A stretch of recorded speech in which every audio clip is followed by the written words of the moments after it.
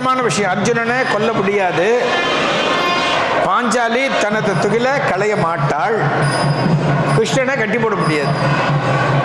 கிருஷ்ணன் சொல்றான், மூணையும் கேட்டுட்டு வேணும்னா சகாதேவா 2 விஷயங்கள் சாத்தியமாகலாம். அர்ஜுனனை கூட கொண்டுடலாம், அர்ஜுனனை கொண்டுடலாம், இந்த பாஞ்சாலியோட துகில கூட களையலாம், எடுத்துடலாம்.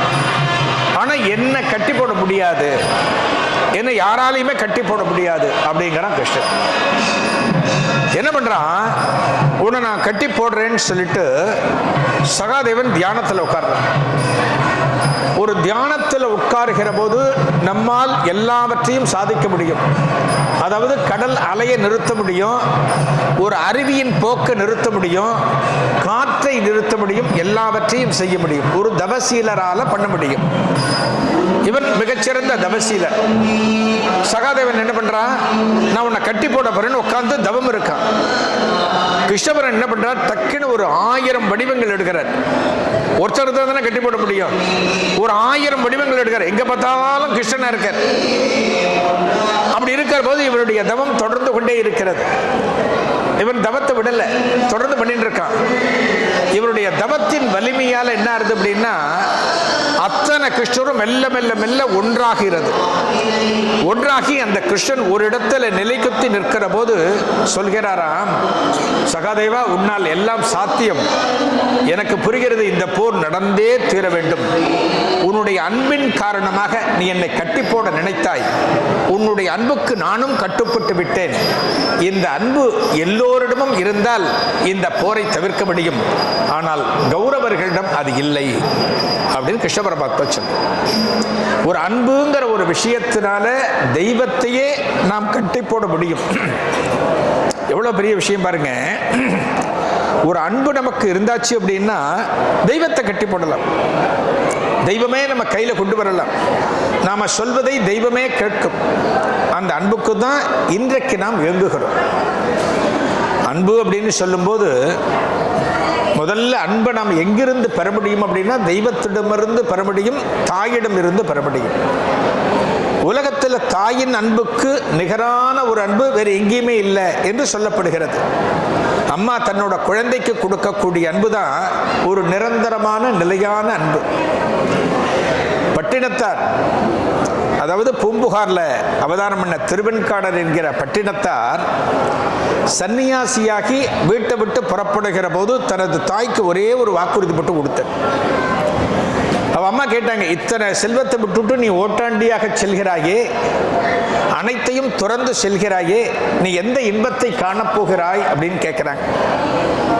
அவர் சொல்றார், இந்த உலகத்தில் நிலையான இன்பம் எது என்பதை நான் உணர்ந்து கொண்டேன், அதை தேடி நான் போகிறேன், இந்த செல்வம் அனைத்தும் வேண்டாம் அப்படின்னு சொல்லிட்டு வீட்டை விட்டு வெளியில போனார். வெளியில போனவர் தனது தாய்க்கு கொடுத்த வாக்குறுதிப்படி அம்மாவோட கடைசி காலத்தில் அம்மா இறந்தவுடனே அந்த தகவலானது அவருக்கு தெரிகிறது, அவருக்கு சூட்சுமமாக தெரிகிறது. அம்மா இறந்தவுடனே அவர் இருக்கின்ற இடத்திலிருந்து புறப்பட்டு ஊருக்கு வர, அம்மாவுடைய உடல் மயானத்தில் காணப்படுகிறது. உறவினர்கள் அத்தனை பேரும் சூழ்ந்து நிற்கிறார்கள். அந்த நேரத்தில் என்ன பண்றார், அம்மாவை பற்றி ஒரு 10 பாடல்கள் பாடுகிறார் பட்டினத்தார்.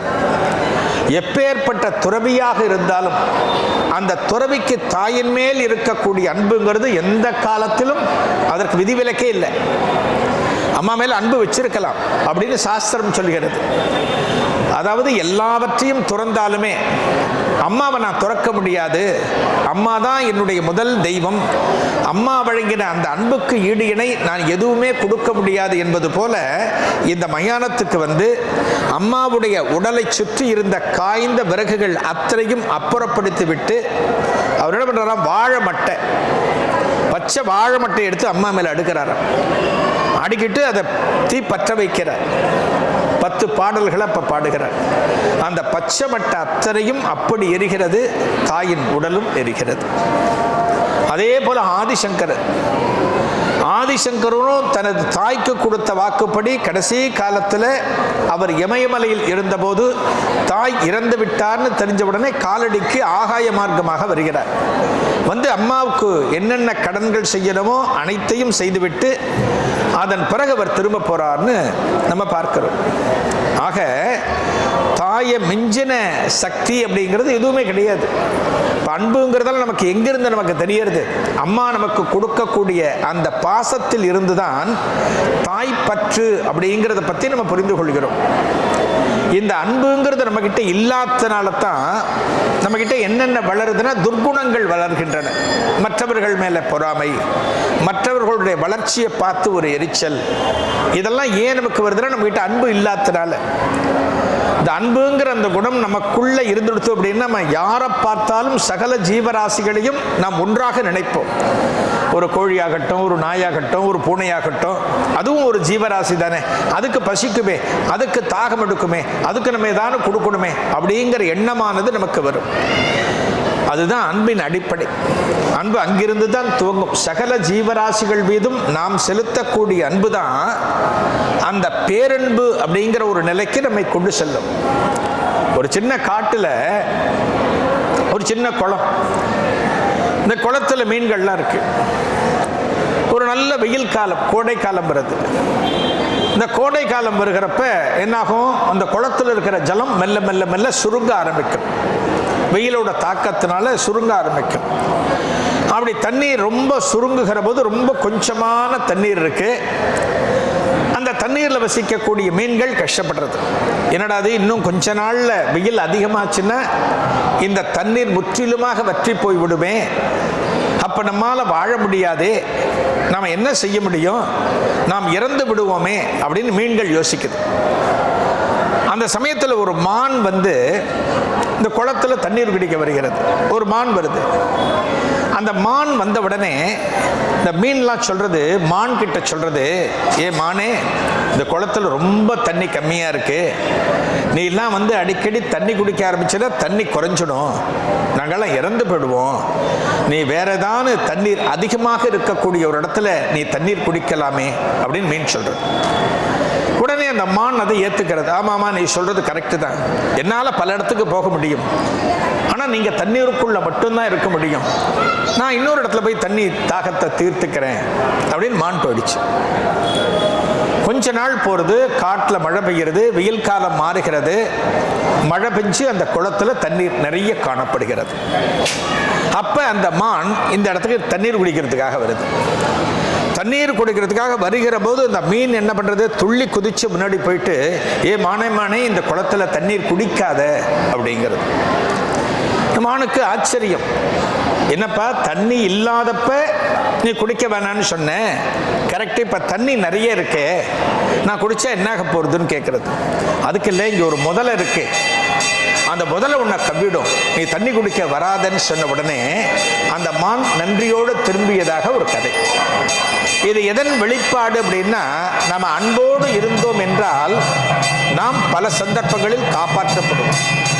நீ என்ன சொல்றது, நான் குடிச்சுட்டு தான் போவேன்னு அந்த மான் குடிச்சது அப்படின்னா, நம்ம எவ்வளோ யூடியூப்ல பார்க்குறோம், இந்த முதல்ல எப்படி வந்து மிருகங்களை வேட்டையாடும் நம்ம பார்த்துருக்கோம். அடுத்த கடன் இந்த மானை சாப்பிடும். ஒரு அன்பின் மிகுதிக்காக சொல்லக்கூடிய ஒரு கதை. அதே போல பார்த்தீங்கன்னா, அன்புக்கு உதாரணம் கண்ணப்ப நாயுடார். அவர் சொல்லாம இருக்கவே முடியாது. கண்ணப்ப நாயனார் காளகஸ்தி. கண்ணப்ப நாயனார் எப்படி சிவபெருமான தொழுதார், எப்படி சிவபெருமான வணங்கினார்னு நம்ம பார்த்திருக்கோம். ஒரு வேடுவன் என்கின்ற காரணத்தினால இந்த சிவபெருமானை எப்படி வணங்க வேண்டும்னு தெரியாதனால, தன்னிடம் குடுவை போன்ற பாத்திரங்கள் இல்லாததுனால, அந்த சிவபெருமானுக்கு அபிஷேகம் செய்யறதுக்காக தன்னோட வாயில ஜலத்தை, ஒரு சுனையிலிருந்து வாயில ஜலத்தை எடுத்து அந்த சிவன் கிட்ட வந்து அந்த ஜலத்தை துப்புவர். அப்படியே துப்புவர், அப்படியே சிவன் மேல போய் தெளிக்கும். அந்த சிவன் ஆனந்தமாக ஏற்றுக்கொள்வார். என்ன காரணம், வேடுவனான கண்ணப்பனிடம் இருக்கக்கூடிய பக்தியோட வெளிப்பாடு. அந்த பக்தியை எப்படி வெளிப்படுத்துகிறான், அன்போடு வெளிப்படுத்துகிறான். அவர் சொல்லுவாரா, சிவபெருமான் தனக்கு பூஜை செய்யக்கூடிய ஆச்சாரியார் சிவகோச்சாரியார்னு பேர்.